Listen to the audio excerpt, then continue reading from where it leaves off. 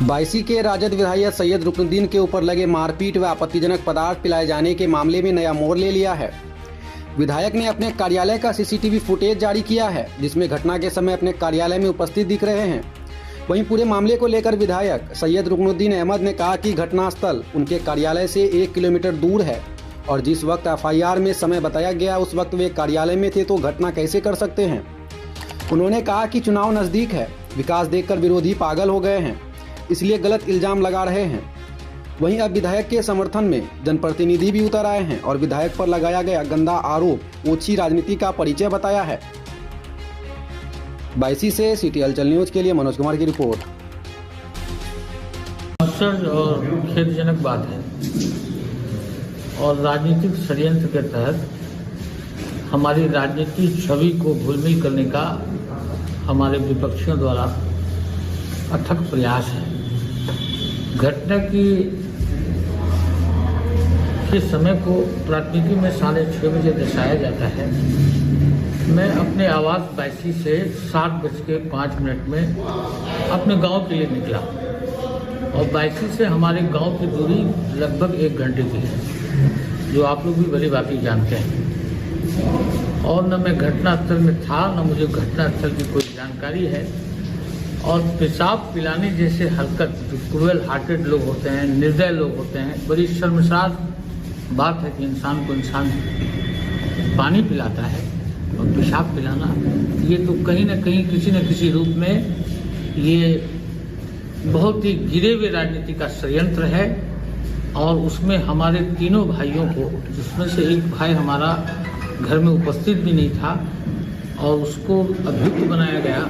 मैं प्रशासन से मांग करूंगा कि सीसीटीवी फुटेज की जांच की जाए और मेडिकल से उसके पेशाब का सत्यापन लिया जाए और ऐसे लोगों पर आवश्यक कार्रवाई किया जाए जो एक बेकसूर लोगों को अपने राजनीतिक स्वार्थ के लिए मोटिवेटेड होकर फंसाना चाहते हैं। जैसे कि आप बोल रहे हैं इतना बड़ा ये षड्यंत्र का आप बता रहे हैं षड्यंत्र है, तो इतना बड़ा षड्यंत्र रचने के लिए आपके पीछे का क्या कुछ कारण हो सकता है? कारण है, अभी इस वर्ष चुनाव है, लोग अपनी सस्ती लोकप्रियता की वजह से, क्योंकि यहाँ की आम जनता मालिक ने जो प्रतिनिधित्व करने का मौका दिया, तो विरोधियों को खल रहा है।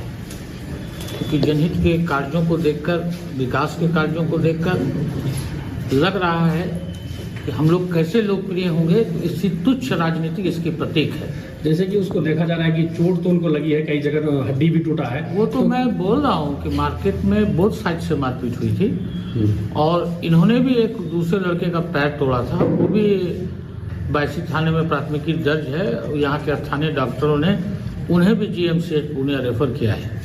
चूँकि वो गरीब था, उसके बारे में बोलने वाला कोई नहीं है। यहाँ राजनीतिक षड्यंत्र के तहत वो लड़का बोलता है कि हमें इतनी मार लगी है, उसके बाद वो खुलासा बयान देता है।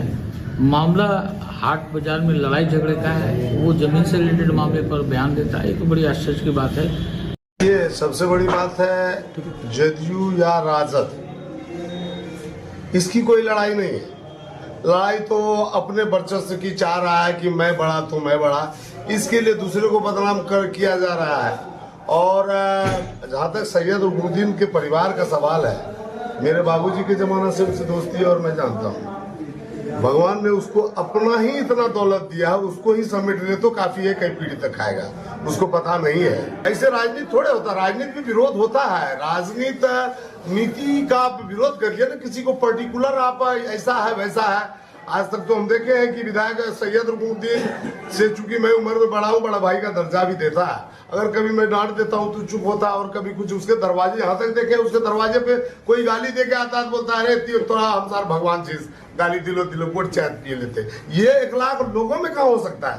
बदनाम करने से कहीं कुछ होता है। सरकार फिर समय आ रहा है, लगेगा पब्लिक को, जिस दिन समझ में आ जाएगा कि ये गलत है तो उसको बदल देगा।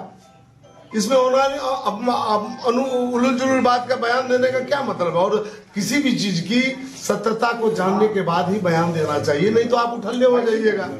माननीय विधायक को यहाँ से 22 से निकले, जैसे ही वहां से गांव से कोई खबर किया कि मार्केट में कोई हंगामा हो रहा है जिसमें, तो माननीय विधायक ने तुरंत पुलिस यानी कि 22 पुलिस को खबर की इसका, और अनुमंडल पुलिस पदाधिकारी को भी माननीय विधायक ने खबर किया, और पुलिस की मौजूदगी में, ग्रामीणों की मौजूदगी में रेहान फजल को उनके परिवार वाले लेकर के गए। रेहान फजल ने खुद कहा कि मैं केस नहीं करूंगा और ना ही मैं यानी कि 22 थाना जाऊंगा, मैं यहीं इलाज करूंगा। तो जो इंसान जब खुद कह रहा है, और क्या घटना घटी, हम लोग तो घटना में मौजूद नहीं थे, माननीय विधायक मौजूद नहीं थे, तो हम लोग कैसे कहेंगे कि किसके यानी कि किसके साथ छिनतई किया जा रहा है, किसके साथ कट्टा लगा जा रहा है। तो हम लोगों को उस तरह, ये जो शकीलुर रहमान हो, चाहे वो शाहिद रजा हो, सैयद हसनैन हो, ये लोग बहुत अच्छे मित्र हैं, बहुत अच्छे मित्र थे। अगर आप शाहिद रजा के पेज पे जाएं, जो उनका जो सोशल मीडिया का फेसबुक का पेज है, आप 2024 में देखें, बहुत सारे के प्रोग्रामों में वो लोग अटेंड किया है, और सौभाग्य प्राप्त हुआ होगा, आपको 50 हजारों मैसेज मिल जाएगा आपको। तो ये जदयू में ही सैयद हसनैन साहब थे। अब क्या उन लोगों का लेन देन का मामला है, उन लोगों से बात नहीं बनी। आरजेडी में मौजूद है, वर्तमान आरजेडी में है, कोई भी कहीं भी जा सकता है, पार्टी का मामला है। उसका पोस्ट किए गए सवाल, जदयू का वो अभी भी यानी कि महासचिव है, इस्तीफा दिए नहीं है वो कहीं भी जा सकता है, उसका वो उनका निजी अधिकार है, मुझे उस पर टिप्पणी नहीं करना है। लेकिन टिप्पणी ये